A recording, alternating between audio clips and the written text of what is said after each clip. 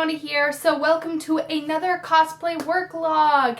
I am making a Aurora cosplay. It's not really for a convention, it's more just for myself and my love of sewing because I always want to be sewing. So I'm going to be making her outfit that she wears in the forest. I think it's really cute. I love the simple design, and because it's more on the simple side, I'm very excited to kind of play around with different kinds of materials and kind of work in some small details to spice it up a little bit. So I will be exploring some very simple embroidery in this cosplay as well, which I'm excited to test out and show you all. So yeah, let's get started. So the first thing I like to do when starting a new project is sketch out my idea to get a rough idea of where it's going to look, what I want placed where, the details I want to add, and any side notes I have.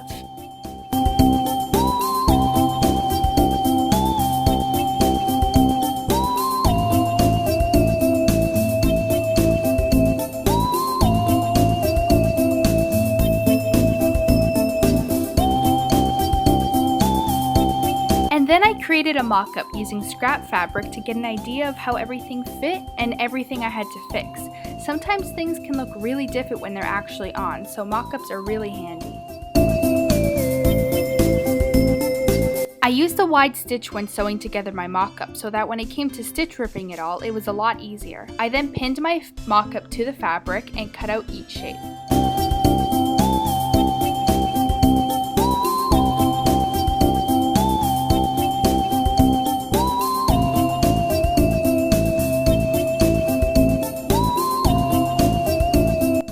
Because her quote-unquote bodice isn't technically a corset, I wanted to avoid using boning, but I still wanted to give it some sort of stiffness and hold its shape to an extent when it was on.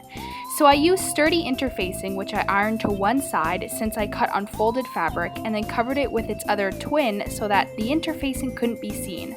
Once I did that, I pinned the two pieces together and sewed along the edge to secure them. I did this for each panel in the bodice.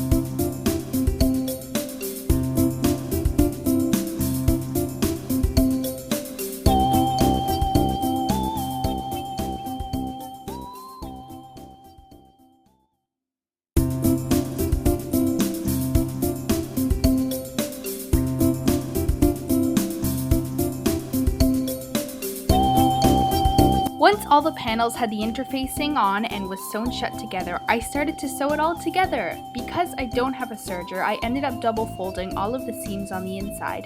But due to how thick the material was getting since I cut on double folded fabric and the interfacing, it made it slightly bulky, and I ran into issues later on, which you will see.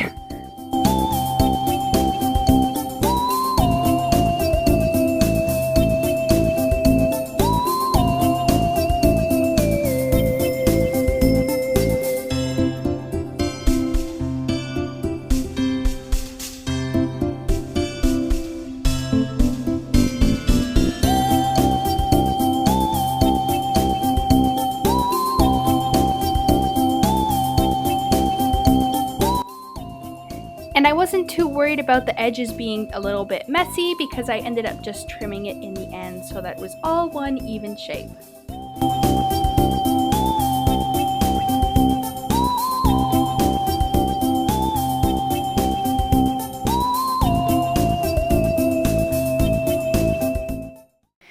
This fabric that I'm working with frays like the devil. So I'm sorry I disappeared for a little bit. So I'm gonna show you what I've been working on. Aurora bodice, not really corset kind of thing, and I just want to talk to you about what I've been doing and the issues I've run into in case any of you are thinking of doing something similar.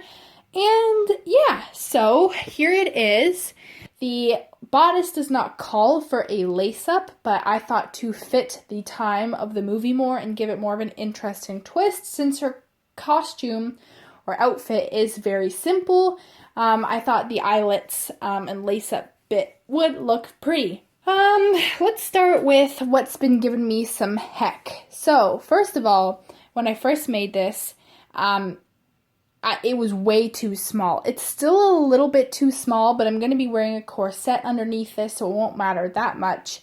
It was way too small, so I had to completely take out 2 panels, reconstruct them, and sew them back in again. So that sucked a little bit, but it wasn't anything that I couldn't fix. Thankfully, I had just enough fabric. The major thing that's been giving me the most grief with this bodice is because it's not a corset, I didn't want to include boning in it because I didn't want it to, I didn't want it to give it I didn't want it to have like a boning look, but I did want to give it that stiffness so that if I were to bend over, it didn't just completely crinkle in itself and just go all floppy. So I used 2 layers of this black material, and then I used iron-on interfacing to give it some extra stiffness, which it's got some good weight to it here, which I do really like. I like the thickness of it. It does look good when it's on,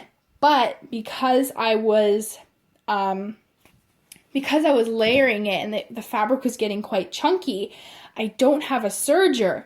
So that means I always have to double fold all of my hems and seams, which can create a lot of bulkiness, and sometimes it gets so bulky that I can't sew through it, which ended up being the issue. I couldn't sew through some of the parts on this bodice, like along the edges, so I had to just, like, there were some parts that I had to just cut and use like super glue at the very bottoms here to stop it from fraying, which it really frustrates me because I know if I had a serger, it would have looked 10 times better, and it's something that's out of my control.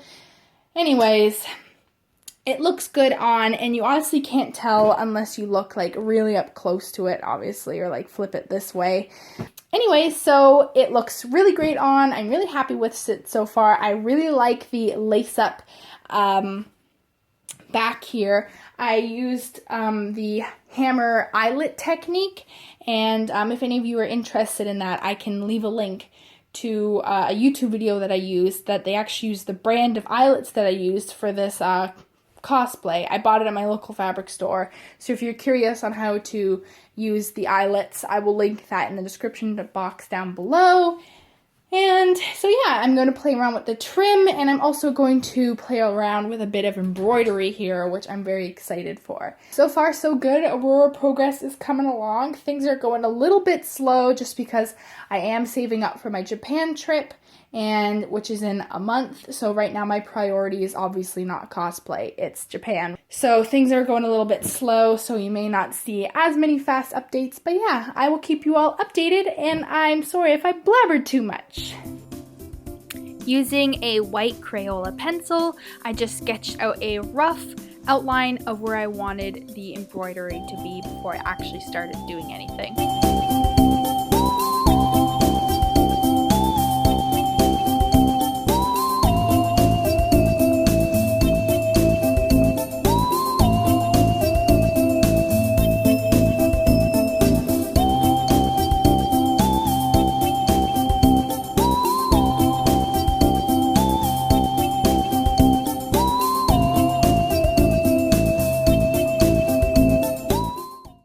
Wowee, look, I'm back. Hey everyone. So just a little update on the, oops, there are my legs, on the Aurora bodice bit. As you saw in the previous clip, I finished the lace up back, and I have finished the embroidery and the little ribbon bit, which is kind of hard to see when it's laying flat, but there it is basically.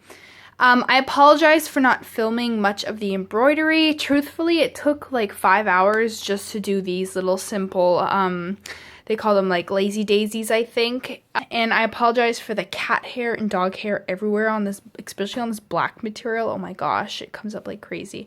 Anyway, I'll show you a little bit, a close-up of the embroidery. There it is. So I have just green. I have like a purpley pink color, and then I don't know if you can tell, but there's like 2 shades of pink in there. There's a lighter one and a darker pink. I bought a bunch of other colors that I didn't even end up using, so I guess I'll save that for another day.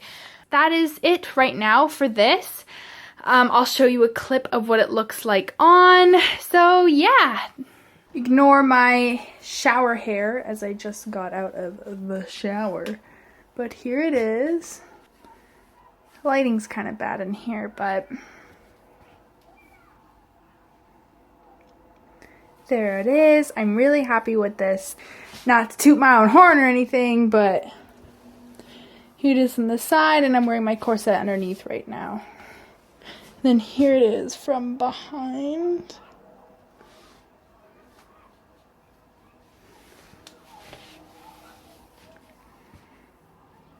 Yeah, really happy with it so far. It's got some good weight to it without it being a corset, even though I'm wearing a corset underneath.